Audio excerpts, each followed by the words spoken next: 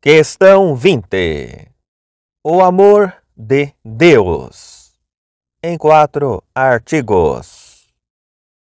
É preciso agora considerar o que se refere à vontade de Deus. Ora, na parte apetitiva, encontra-se em nós tanto as paixões como a alegria, o amor, etc., quanto os hábitos das virtudes morais, como a justiça, a fortaleza, etc. Portanto, em primeiro lugar, consideraremos o amor de Deus e, em segundo, a justiça de Deus e sua misericórdia. A respeito do primeiro, são 4 as perguntas. 1. Existe amor em Deus? 2. Deus ama todas as coisas? 3. Será que ama um mais do que outro? 4. Será que ama mais os melhores? Artigo 1º. Existe amor em Deus? Quanto ao primeiro artigo, assim se procede. Parece que não existe amor em Deus. 1. Com efeito, em Deus não existe nenhuma paixão. Ora, amor é paixão. Logo, não existe amor em Deus. 2. Além disso, o amor, a ira, a tristeza, etc., se distinguem como contrários. Ora, a tristeza e a ira não se dizem de Deus, a não ser por metáfora. Logo, também o amor. 3. Ademais, Dionísio diz: o amor é uma força de união e de coesão. Ora, isto não pode ter lugar em Deus, pois ele é simples. Logo, em Deus não existe amor. Em sentido contrário, está o que se diz na primeira carta de João: Deus é amor. Respondo. É necessário afirmar que o amor existe em Deus. Com efeito, o primeiro movimento da vontade, ou de qualquer faculdade apetitiva, é o amor, pois o ato da vontade, ou de qualquer faculdade apetitiva, se inclina, como a seu próprio objeto, para o bem e para o mal. Mas o bem é principalmente e por si mesmo o objeto da vontade e do apetite. O mal, secundariamente e por outro, enquanto se opõe ao bem. É preciso que os atos da vontade e do apetite que se referem ao bem tenham prioridade natural sobre aqueles que se referem ao mal, como a alegria sobre a tristeza e o amor sobre o ódio. Porque o que é por si mesmo é sempre anterior ao que é por outro. Além disso, o que é mais geral é primeiro por natureza. Eis porque o intelecto se refere por primeiro à verdade em geral, e apenas em seguida a verdades particulares. Ora, existem atos de vontade e do apetite que se referem ao bem considerado sob alguma condição particular, como a alegria, o prazer, são relativos ao bem presente e possuído, o desejo e a esperança ao bem ainda não obtido. Ao contrário, o amor se refere ao bem em geral, possuído ou não. O amor é, por natureza, o ato primeiro da vontade e do apetite. Por esta razão, todos os movimentos apetitivos pressupõem o amor como sua primeira raiz. Ninguém deseja algo se não é o bem amado, e ninguém se alegra se não é do seu amado. Quanto ao ódio, ele só está naquilo que é contrário à coisa amada. É igualmente evidente que a tristeza e semelhantes se referem ao amor como a seu princípio primeiro.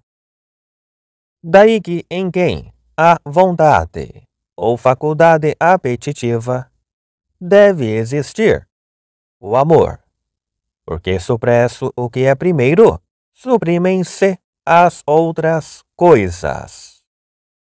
Ora, já se demonstrou que existe em Deus vontade.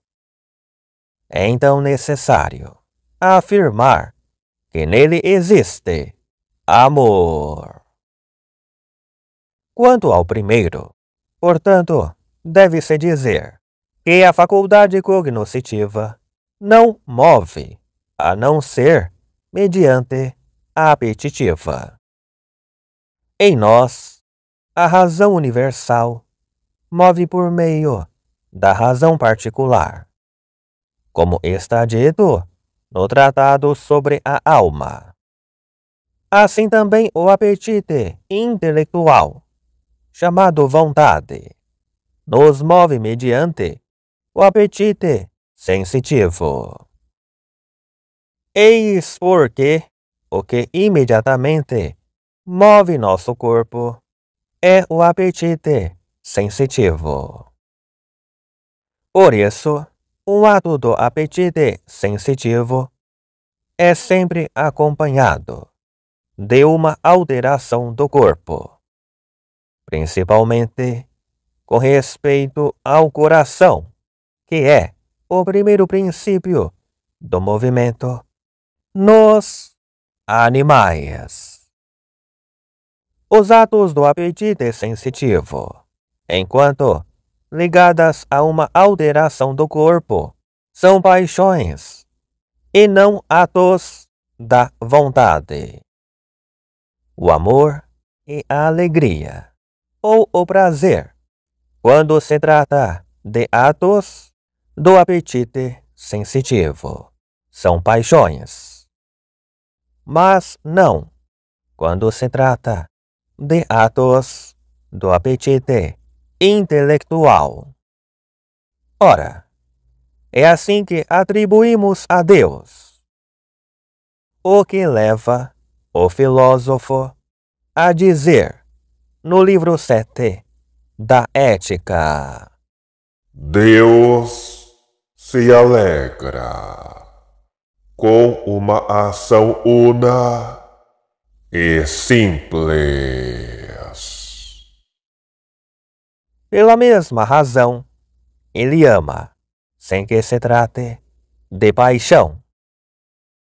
Quanto ao segundo, deve-se dizer que nas paixões do apetite sensitivo Temos de distinguir o que é material, de certo modo, a saber, a alteração do corpo, e o que é formal, isto é, o que provém do apetite. Assim, na ira, como nota o tratado sobre a alma, o que há de material é o fluxo do sangue ao coração, ou algo desse mesmo gênero. E o que há de formal é o apetite de vingança. Além disso, do lado do que é formal, algumas dessas paixões implica certa imperfeição. Por exemplo, no desejo, que é de um bem não possuído, na tristeza, que é de um mal padecido, igualmente na ira, que pressupõe tristeza. Outras paixões, como o amor e a alegria, não implica nenhuma imperfeição. Como nenhum desses movimentos convém a Deus, quanto ao que neles se encontra de material. Como foi dito, o que comporta uma imperfeição do lado do que é formal só se pode atribuir a Deus por metáfora, para exprimir a semelhança dos efeitos, como foi dito. O que, porém, não comporta nenhuma imperfeição pode ser atribuído a Deus no sentido próprio, como o amor e a alegria, excluindo a paixão, como acabamos de dizer. Quanto ao terceiro, deve-se dizer que o amor tende sempre para dois termos: a coisa boa que quer para alguém e aquele para o qual ele a quer. Amar alguém, propriamente, é querer para ele o que é bom. Eis porque amar a si próprio é querer para si o que é bom. E assim, na medida do possível, procura unir-se àquele bem. Neste sentido, o amor é chamado de força de união, mesmo em Deus, sem que, no entanto, haja composição de elementos, pois o bem que Deus quer para si é Ele mesmo, que é bom por essência, como já foi demonstrado. Amar, porém, outro é querer o que é bom para ele. Assim, o trata como a si mesmo, referindo o bem a ele como a si próprio. É neste sentido que o amor se chama força de coesão, porque aquele que ama integra o outro a si próprio, comportando-se com ele como consigo mesmo. O amor divino também é uma força de coesão, não no sentido de que introduza em Deus uma composição, mas enquanto Deus quer para os outros o que é bom. Artigo 2º.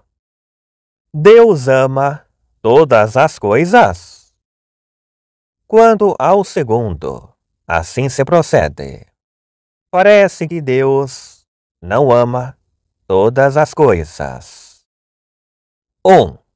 Com efeito, segundo Dionísio, o amor leva o amante para fora de si, de algum modo, transportando-o ao amado.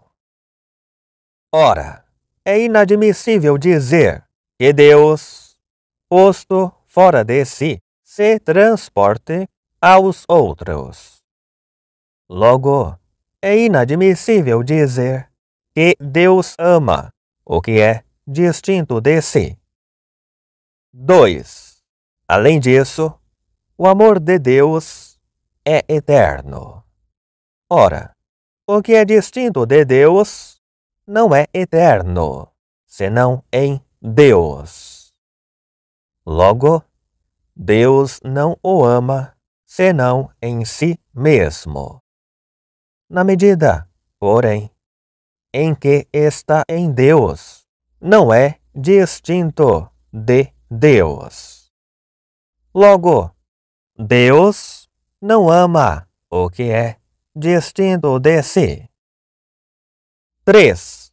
Ademais, existem duas espécies de amor: a concupiscência e a amizade.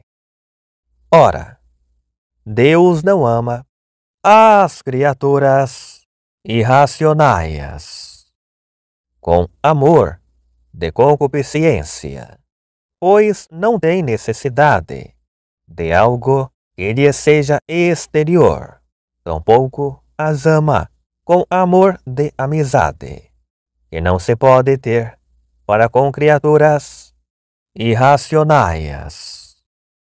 Como mostra o filósofo no livro 8 da Ética.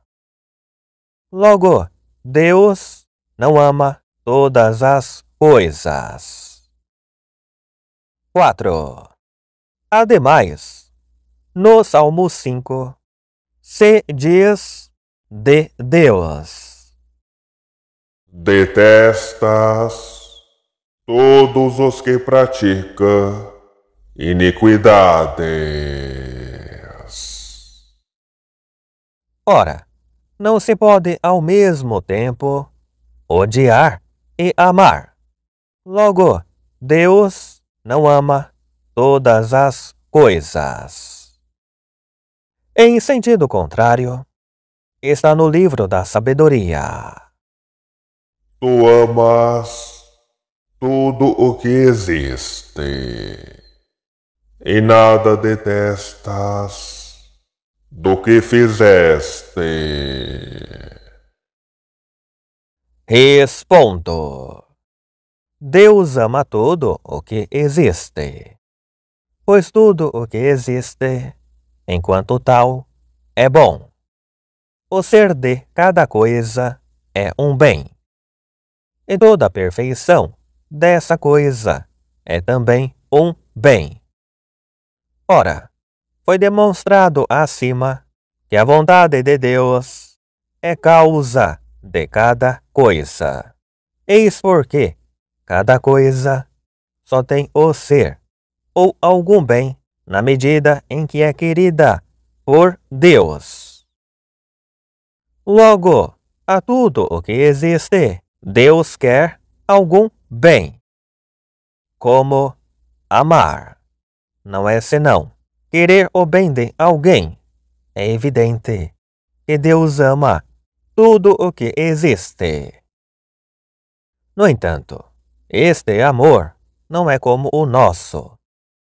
Como nossa vontade não é causa da bondade das coisas, mas é por ela movida, como por seu objeto.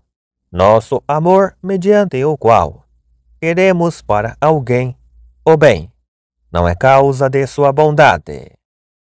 Pelo contrário, sua bondade, verdadeira ou pressuposta, é que provoca o amor, pelo qual queremos que lhe seja conservado o bem que possui, e que se acrescente o bem que ainda não possui, e agimos em função disto.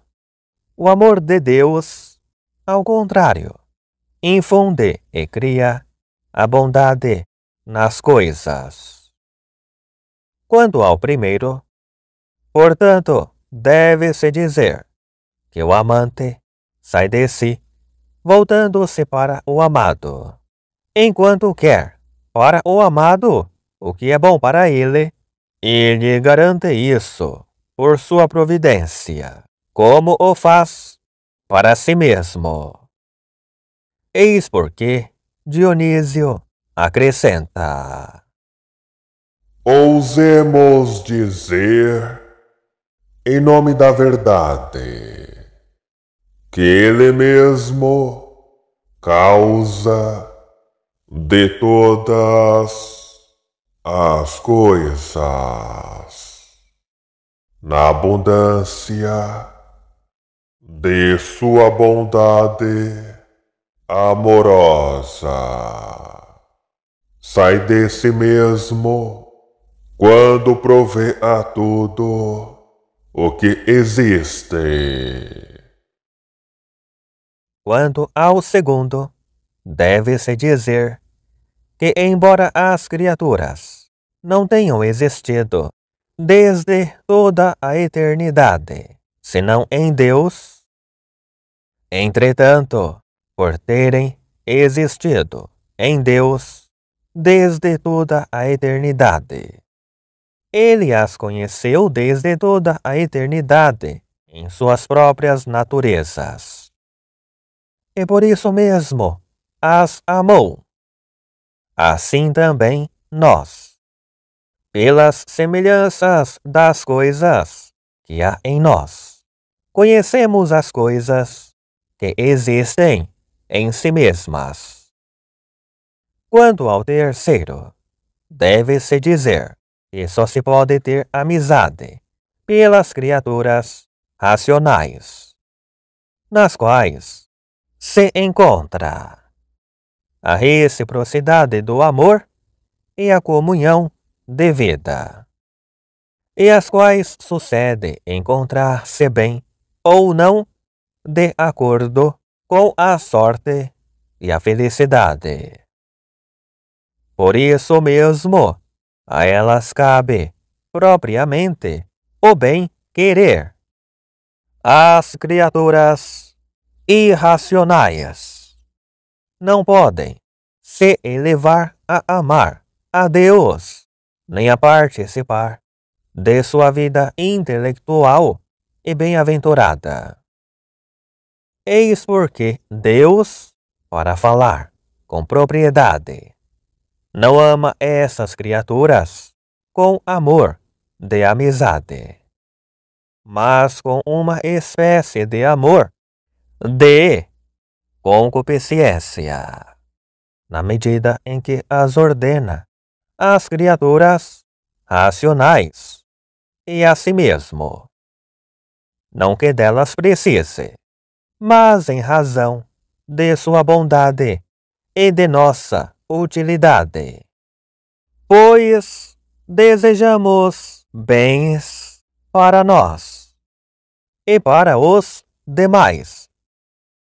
Quanto ao quarto, deve-se dizer que nada impede experimentar, com relação ao mesmo objeto, amor, sob certo aspecto, e ódio quanto a outro. Ora, Deus ama os pecadores enquanto naturezas determinadas. São seres que existem e existem por Ele. Contudo, enquanto pecadores, não são, mas carecem de ser, e isso neles não é de Deus. Eis porque, sob este aspecto, são odiados por Deus.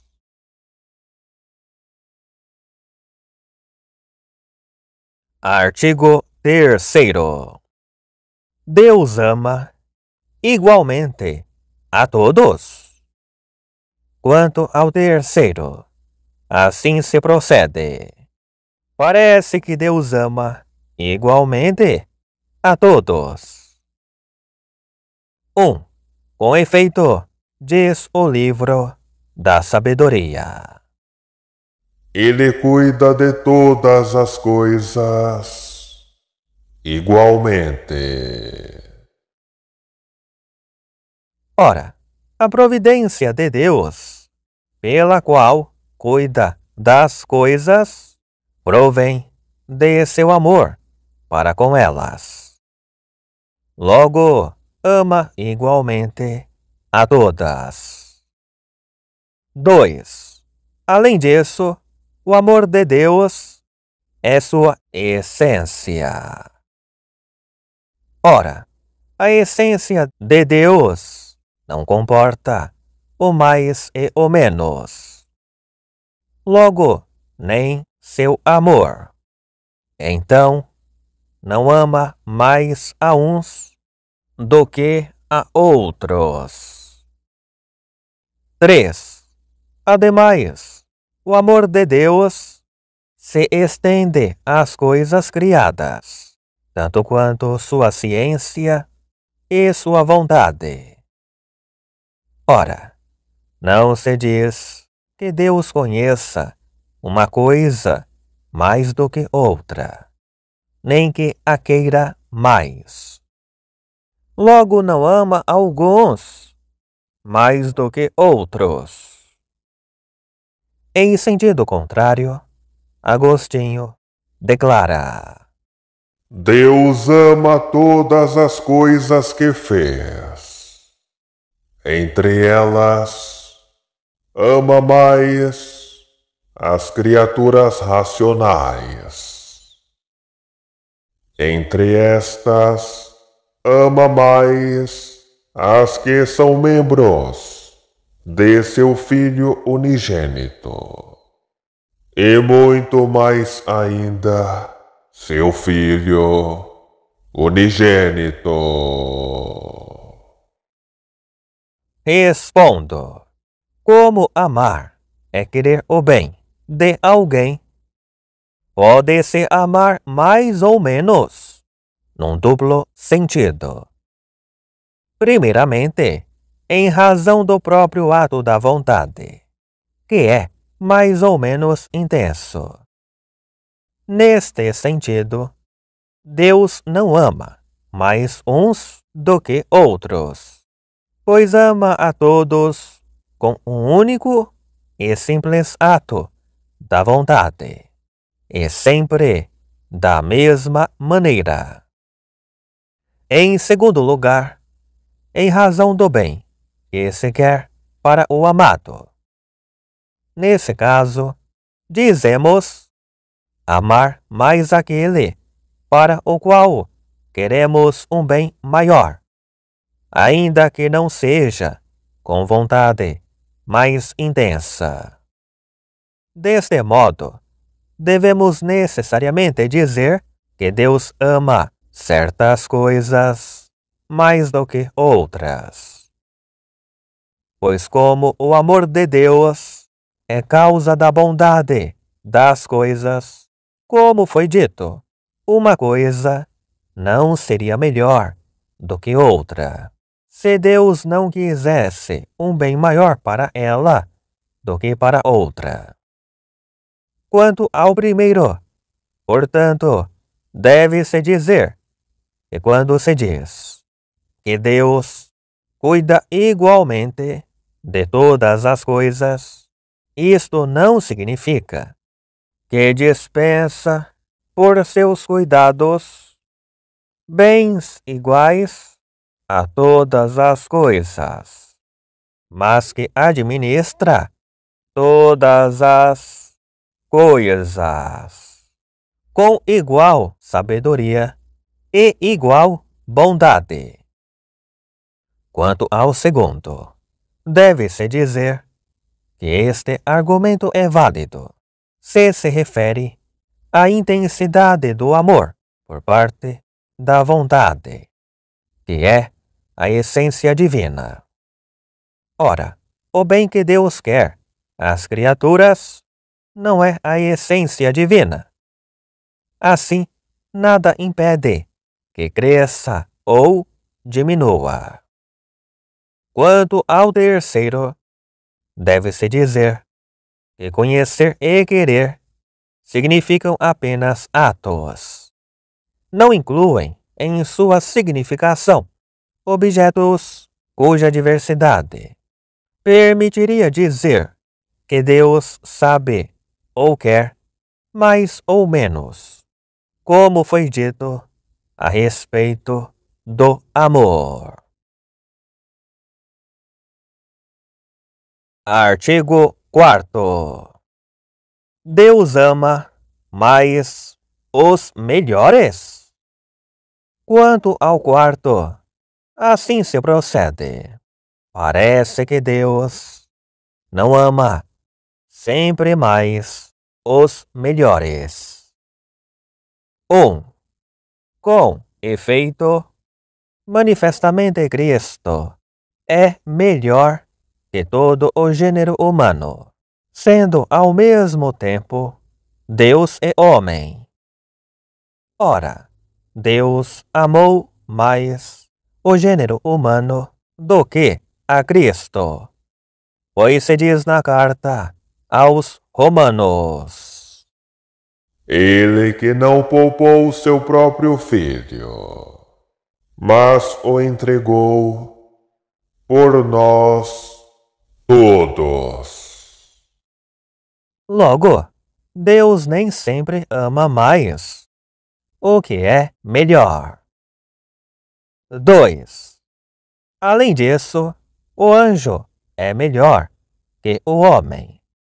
A respeito do homem, se proclama no Salmo 8. Tu o fizeste um pouco inferior aos anjos. Ora, Deus amou o homem, como se afirma na carta aos Hebreus: Pois ele vem em auxílio, não de anjos, mas da semente de Abraão. Logo, Deus nem sempre ama mais os melhores. 3.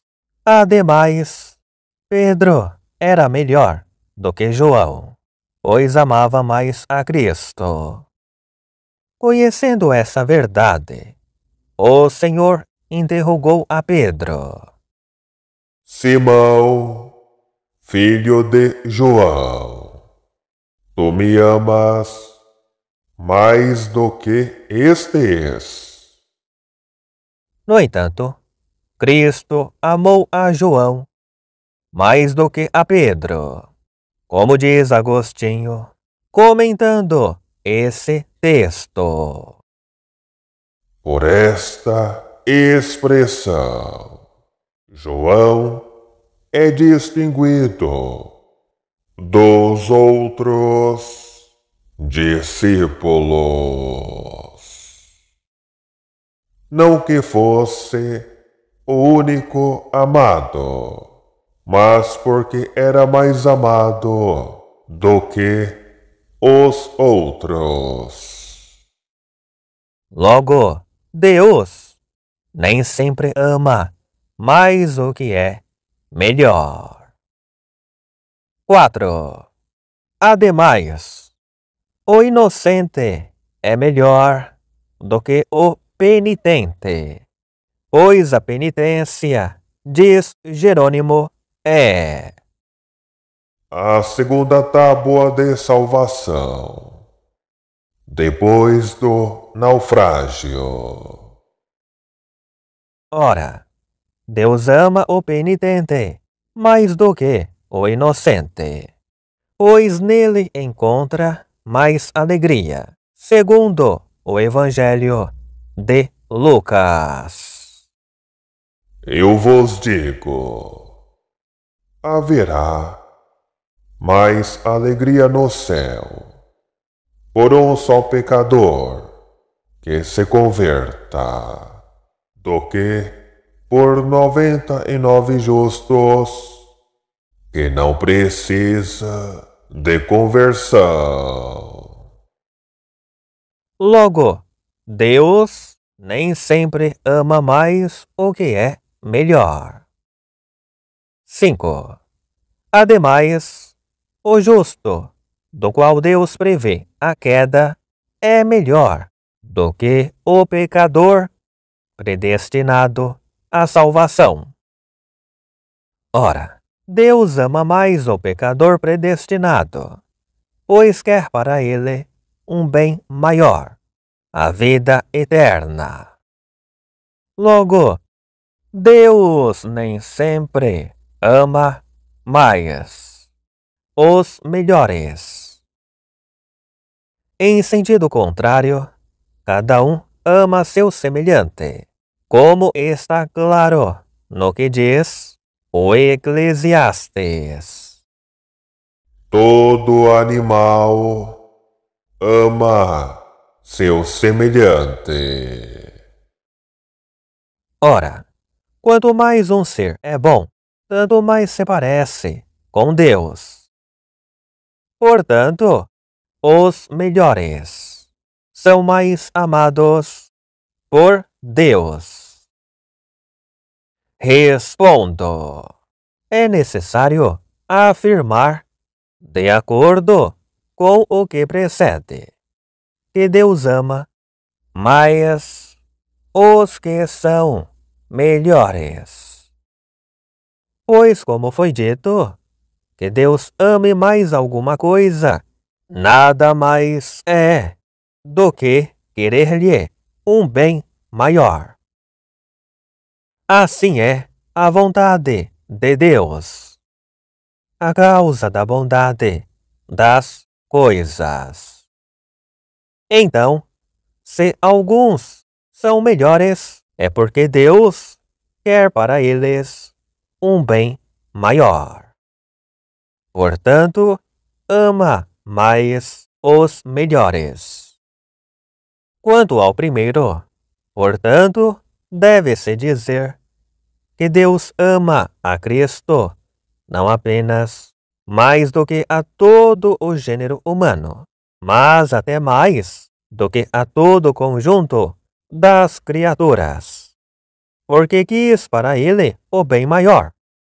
Ele deu, como está na carta aos Filipenses, O nome que está acima de todo nome. para que fosse o verdadeiro Deus. Esta superioridade, no entanto, não desapareceu pelo fato de Deus o ter entregue à morte para a salvação do gênero humano. Antes, pelo contrário, tornou-se com isso um glorioso vencedor. A soberania repousa sobre seus ombros. Diz Isaías. Quanto ao segundo, deve-se dizer que Deus ama a natureza humana, assumida pelo Verbo divino, na pessoa de Cristo, mais do que a todos os anjos. Acabamos de dizer, e esta natureza humana é melhor, sobretudo em razão da união. Se, porém, falamos da natureza humana em geral, comparando-a à dos anjos, segundo a destinação para a graça e a glória, o que encontramos é a igualdade, pois existe uma Mesma medida para o anjo e para o homem. segundo o Apocalipse, a tal ponto que, sob esse aspecto, alguns anjos podem se sobrepor a certos homens, e alguns destes a certos anjos. Quanto, porém, à condição natural, o anjo é melhor do que o homem. Se Deus assumiu a natureza humana, não é que, absolutamente falando, amasse mais o homem. É porque a necessidade do homem era maior. Como um bom pai de família dá a seu servo doente algo de mais valor do que a seu filho saudável. Quanto ao terceiro, deve-se dizer que a dúvida a respeito de Pedro e de João recebeu várias soluções. Agostinho transfere isso para o mistério, dizendo que a vida ativa, significada por Pedro, ama a Deus mais do que o faz a vida contemplativa, figurada por João, pois ela sofre mais as angústias desta vida e aspira mais ardentemente dela ser libertada para ir a Deus. Contudo, Deus ama mais a vida contemplativa, pois a prolonga mais, uma vez que não termina juntamente com a vida do corpo, como acontece com a vida ativa. Outros dizem: Pedro amou mais a Cristo em seus membros, e sob este aspecto foi mais amado por Cristo, pois lhe confiou a Igreja. João, contudo, amou mais o próprio Cristo, e sob este aspecto foi mais amado por Jesus, que por isso a ele confiou sua mãe. Outros ainda dizem que não se pode saber quem amou mais com amor de caridade, e qual dos dois Deus amou mais em vista de maior glória na vida eterna. Disse que Pedro amou mais quanto a certa generosidade ou fervor, e que João foi mais amado quanto aos sinais de familiaridade que Cristo lhe concedia mais, em razão de sua juventude e pureza. Outros, enfim, dizem que Cristo amou mais a Pedro quanto ao dom mais excelente da caridade, e mais a João quanto ao dom do entendimento, e que por isso Pedro foi absolutamente o melhor e o mais amado, e João sob certo aspecto. Parece, no entanto, presunção querer julgar essas coisas, pois lemos nos Provérbios: É o Senhor quem pesa os espíritos. ninguém mais. Quanto ao quarto, deve-se dizer que os penitentes e os inocentes estão entre si, como o que se sobressai e o que se afasta. Pois sejam inocentes ou penitentes, os melhores e os mais amados são os que possuem graça maior. No entanto, em igualdade de condições, a inocência é mais digna e mais amada. Se, no entanto, se diz que Deus se alegra mais pelo penitente do que pelo inocente, é porque, no mais das vezes, os penitentes, quando voltam, são mais atentos, mais humildes e mais fervorosos.